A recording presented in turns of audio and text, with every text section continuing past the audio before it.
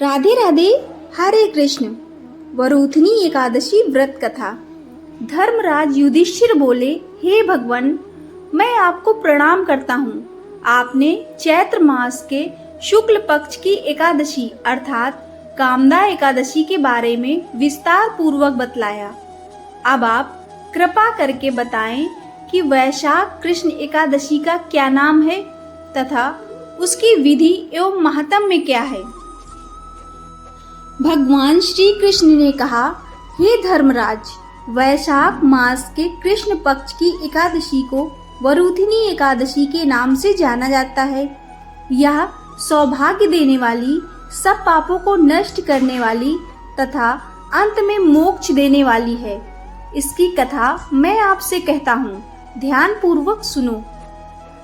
प्राचीन काल में नर्मदा नदी के तट पर मानधाता नामक राजा राज्य करते थे। वह अत्यंत दानशील तथा तपस्वी थे। एक दिन जब वह जंगल में तपस्या कर रहे थे, तभी न जाने कहां से एक जंगली भालू आया और राजा का पैर चबाने लगा। राजा पूर्ववत अपनी तपस्या में लीन रहे। कुछ देर बाद पैर चबाते चबाते भालू राजा को घसीटकर पास के जंगल में ले गया। राजा बहुत घबराया, मगर तापस धर्म अनुकूल उसने क्रोध और हिंसा न करके भगवान विष्णु से प्रार्थना की। करुण भाव से भगवान विष्णु को पुकारा। उसकी पुकार सुनकर भगवान श्री हरि विष्णु प्रकट हुए और उन्होंने चक्र से भालू को मार डाला। राजा का पैर भालू पहले ही खा चुका था, इससे राजा बहुत ही शोकाकुल हुए। उन्हें दुखी देखकर भगवान विष्णु बोले, हे वत्स, शोक मत करो।